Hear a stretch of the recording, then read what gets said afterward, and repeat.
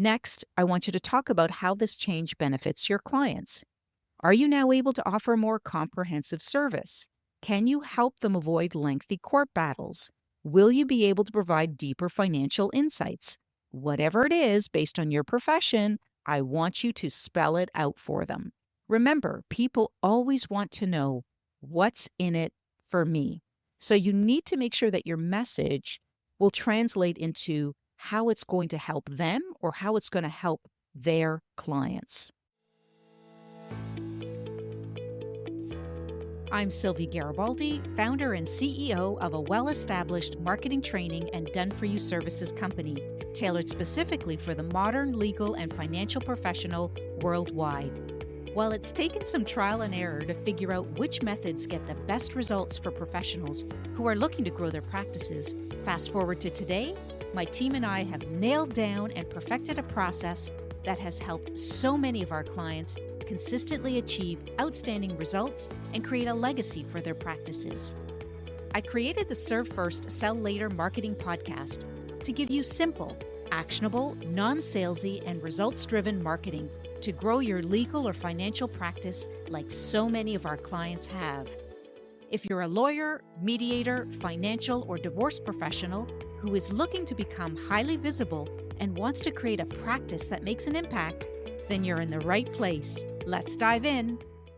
Hello, everyone, and welcome back to episode 57 of the Serve First, Sell Later marketing podcast. I'm your host, Sylvia Garibaldi, and as we kick off this brand new year, I know many of you are sitting there thinking about change. And it's January, and if there's one thing I've learned after many years in professional branding, is that the start of a new year is really prime time for transformation. So some of you are looking at your career and thinking, this is the year I'm going to make a real change. And for many professionals in the legal, mediation, and divorce world, that generally means some type of rebranding. So over the years, I've had countless lawyers, mediators, and financial experts come to me with this exact challenge. They're looking to pivot their careers, add new specialties, or completely reinvent their professional identities. And you know what? We've helped them do just that with some amazing results. So maybe you're a family lawyer who's been in the courtroom for years, but now you're drawn to the idea of maybe helping couples through mediation or collaborative divorce. Or perhaps you're a financial planner who sees an opportunity in becoming a divorce financial analyst. Whatever your situation, I've seen it before, and I'm here to tell you that a successful rebrand is absolutely within your reach. So in today's episode, I'm going to share with you the exact plan that we've used to help numerous professionals make these transitions smoothly and successfully.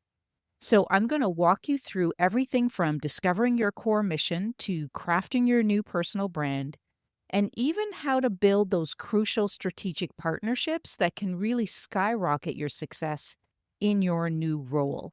And what I want you to know is this.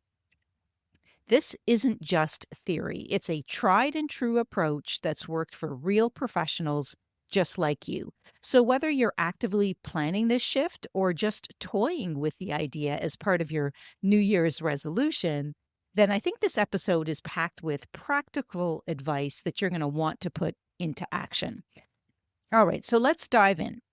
So step number one of this rebranding journey is discovering your core mission and unique value. So stick with me on this one. This is where we figure out the why behind your big move. And trust me, this is really important stuff. So firstly, we need to define your unique expertise. Now, I know you might be thinking, but I'm changing careers or adding a new service. How can I have this unique expertise to promote? Well, I'm glad you asked that question because your past experiences are gold. What do I mean by that? These are the things that will set you apart. So let me give you an example. Let's say you've been a family lawyer for 15 years, and now you want to become a divorce mediator or a collaborative law professional. Those years in the courtroom, they've actually given you insights that fresh out of school mediators or collaborative divorce professionals simply don't have. So you've seen firsthand what happens when divorces get messy, and that is your superpower. Okay. Or maybe you're a financial planner looking to specialize in divorce financial planning. Well, guess what? Your broad understanding of financial planning is exactly what makes you valuable in this niche. You bring a holistic view that others might not have.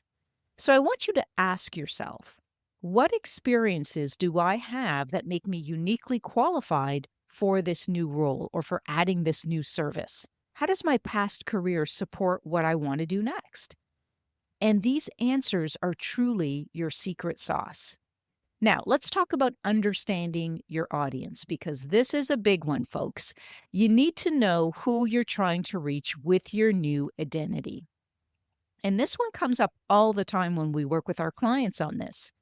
And so, if you're aiming for divorcing couples, maybe you want to think about, are they divorcing couples within a particular age group? Are they young families? Are they gray divorced? Or do they belong to a certain ethnicity? So, or maybe you're trying to reach legal professionals as referral partners. You need to get really specific here because the clearer you are about who you're trying to reach, the easier it'll be for you to connect with them. Now, equally important is you want to understand their pain points. What keeps your potential clients up at night? What are they struggling with? And for divorcing couples, it might be the fear of a long, expensive court battle. For other lawyers, it could be that they don't want to deal with the stress of managing high conflict cases, so they would rather pass it on to perhaps a mediator. For financial advisors, maybe it's the complexity of untangling shared assets, and they would rather hand that over to a divorce financial analyst. Okay. And I want you to remember that you have two ideal target markets that you need to be marketing to: your end client, who is your paying client, and your referral partner client, who are your referral partners who are going to refer to you. So if you've been following along with this podcast, you know that I talk about these two ideal target markets all the time, and that professionals need to market in a unique way to each of these markets. So this is why I've given you some examples of how to reach out or market to these referral partners. So understanding these challenges is really key because once you know what problems your audience is facing, you can really position yourself as the solution. So remember, it isn't about reinventing yourself from scratch. It's about taking all that awesome experience that you already have and pointing it in a new direction. Okay, I hope this is making sense. Now, if you like, this may be a good time to pause this episode for a moment and grab a pen and paper or open up your notes app on your phone and take a few minutes to jot down your unique experiences and who you think your ideal clients might be. And this is the foundation of your rebrand, so please give it some thought. All right, let's move on to step number 2, and that is to clarify your mission statement. This is basically your professional why in a nutshell. It's not just some fancy words to stick on your website. It's really the heart of what you do.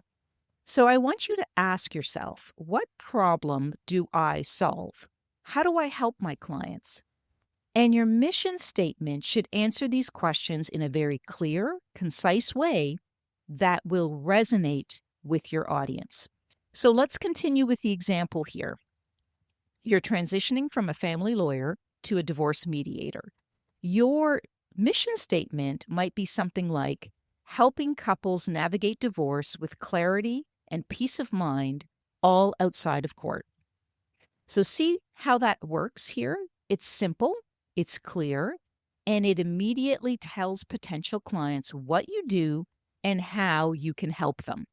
Now, don't stress if you don't nail it on the first try, okay? Sometimes this takes a little bit longer to really nail it down. What I want you to do is play around with it, say it out loud.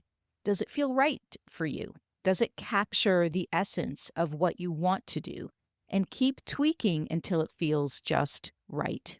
But I warn you, Please don't go into perfectionism mode and keep tweaking where you're so confused you don't know which one to use. Okay. So I want you to really think about that and say, okay, am I really spiraling into perfectionism here, or is what I've created good enough for now? Okay, so moving on to our next step here, and that is gathering testimonials and case studies.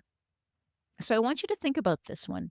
This is where you show off your skills and prove that you can walk the talk.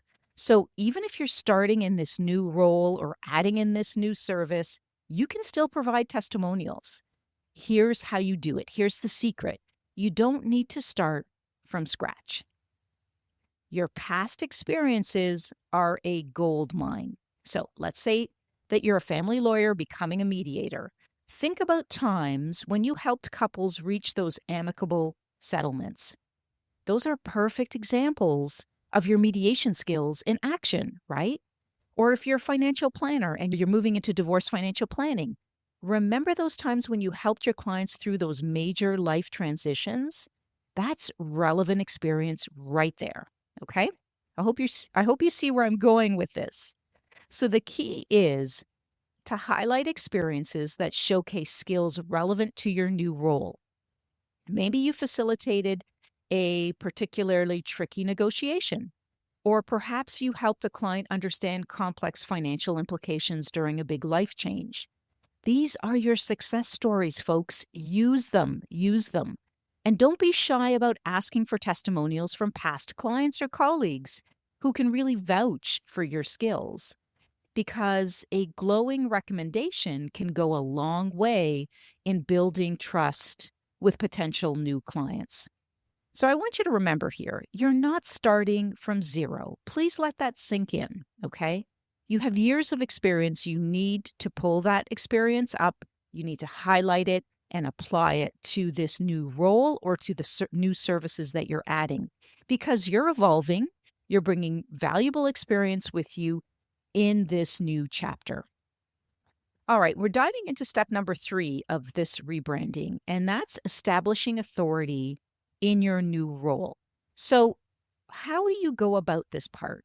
How do you get to become known in your industry as a thought leader in your space, or perhaps a micro influencer? So, before I go into more detail here, I want to redirect you to our show notes where I've added in links for other episodes to this podcast that you can listen to that are really related to this topic and can help you up your game in this area. We have so much valuable content here, so I want to direct you to some of that. First up, we're going to start with content marketing strategy. Now, I'm going to keep this simple because I like simple and I don't want to let the term overwhelm you. It's just about sharing your knowledge in a way that helps people, period.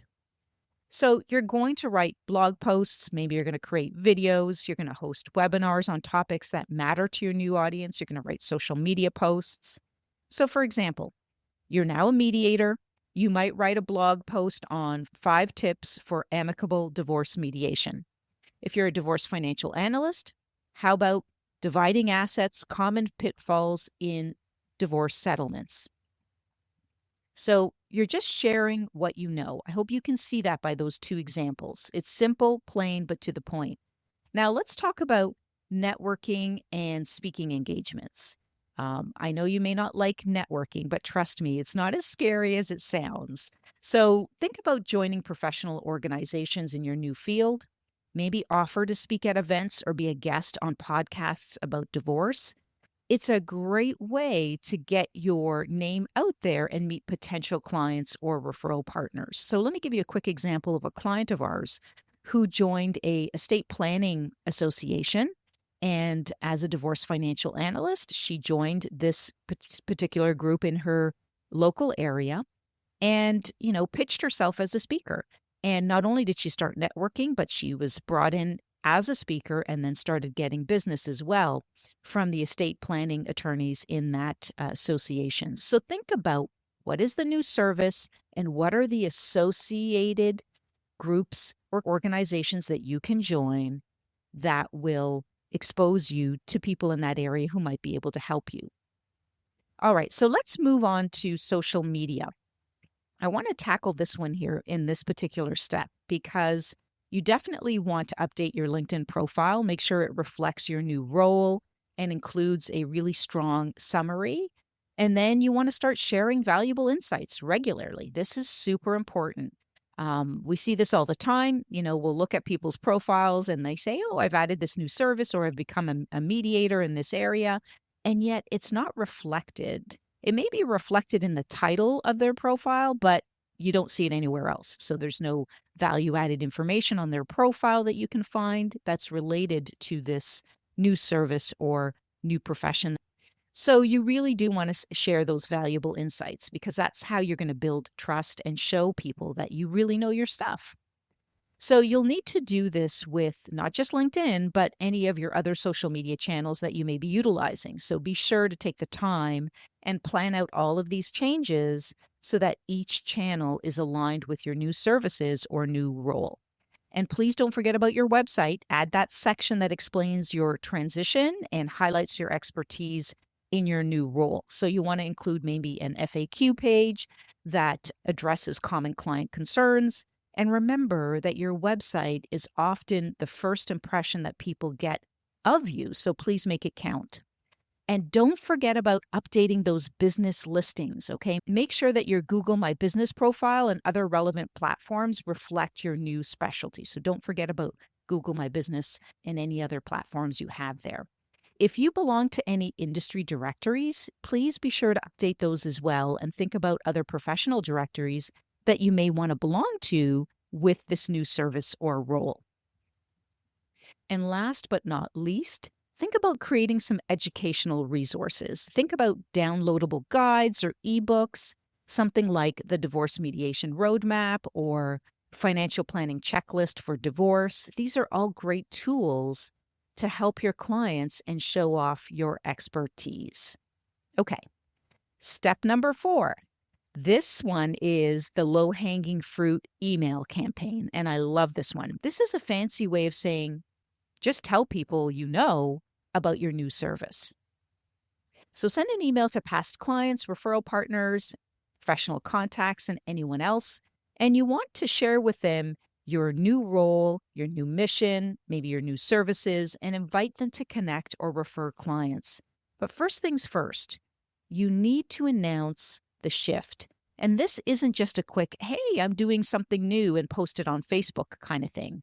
What I'm talking about here is sending personalized emails to your key clients, referral partners, contacts.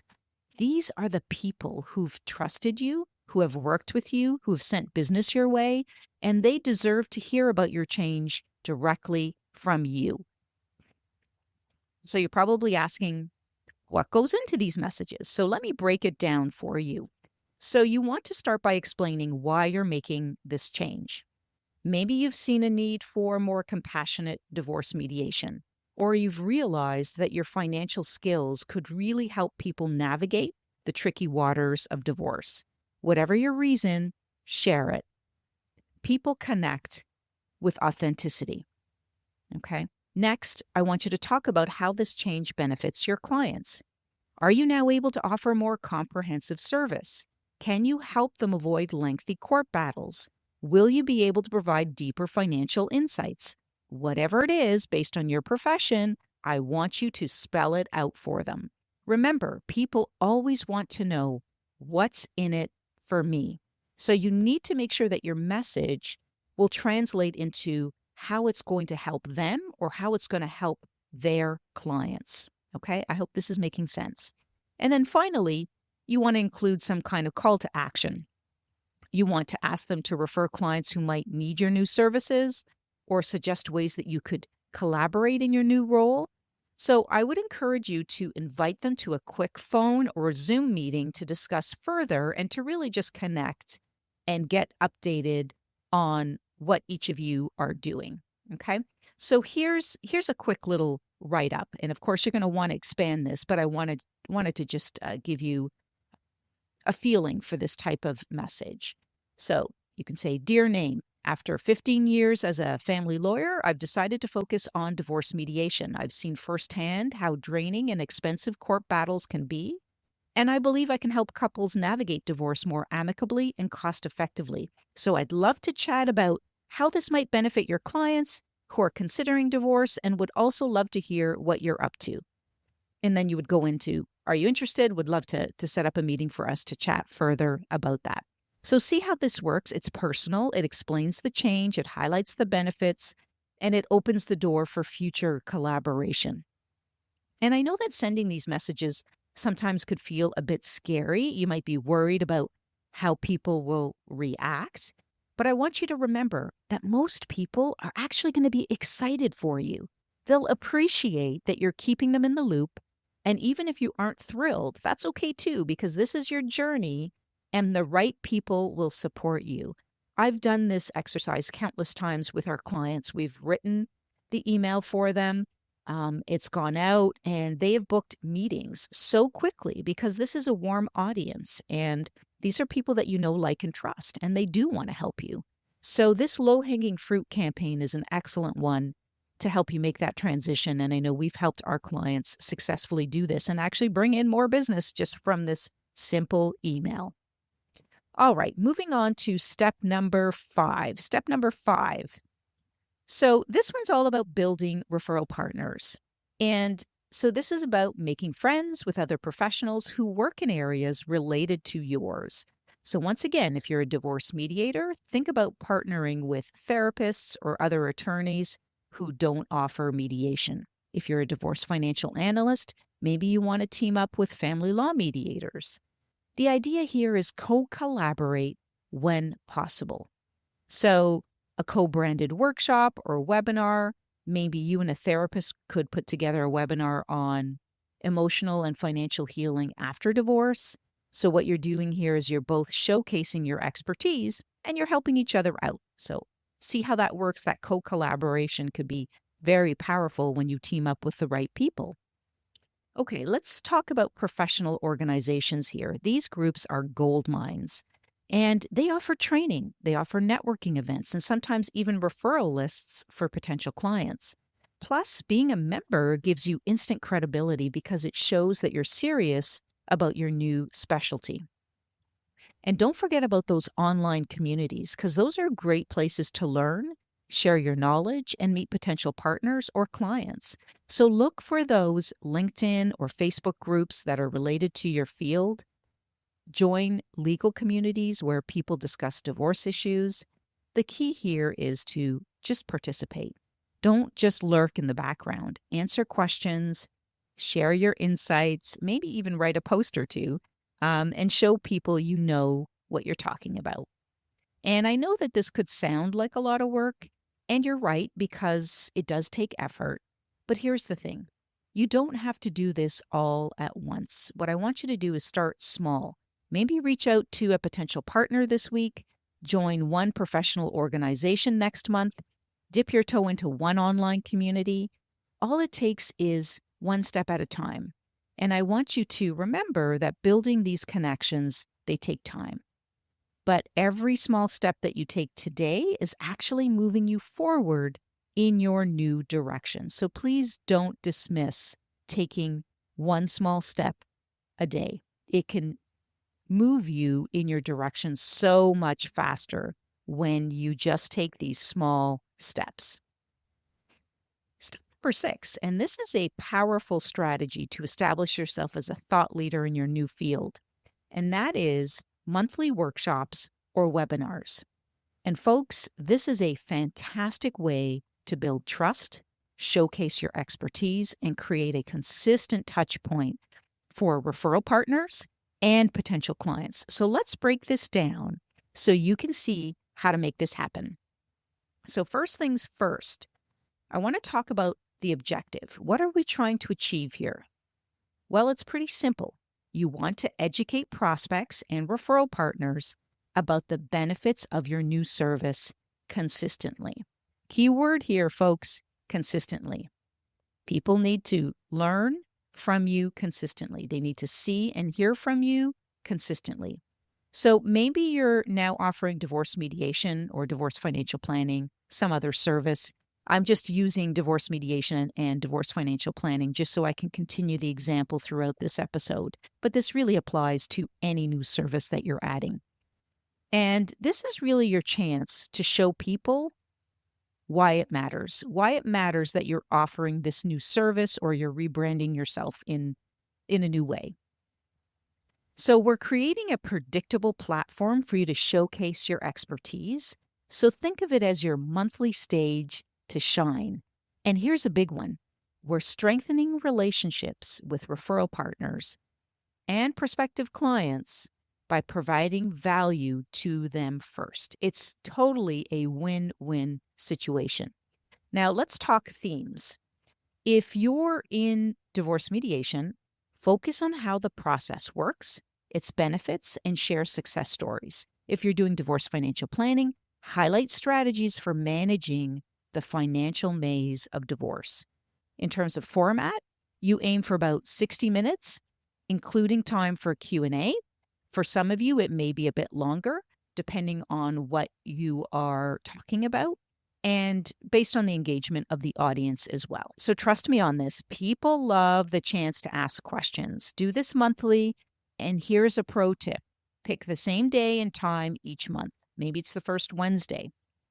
Consistency is key here. And remember that you may have some people attend regularly because they're getting to know, like, and trust you. And before you know it, they're a client. We see this time and time again where, people will show up multiple times and they just need to understand what you do better before they actually purchase. So this is why we say that this tool is absolutely indispensable to all professionals. And you don't need to reinvent the wheel and talk about new content each time.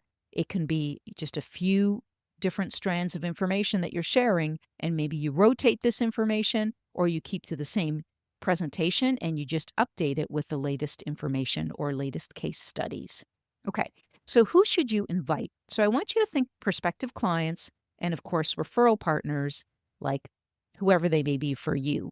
Think about who they may be. So these folks can be your biggest cheerleaders if you provide value to their clients. So this is what I want you to think about: referral partners and ideal prospects. And when done consistently, as I said, the payoff can be huge. You're not just sharing information, you're building relationships, you're establishing trust, and you're positioning yourself as the go-to expert in your field. I can't tell you how many of our clients do this, and they're bringing in new clients over and over again.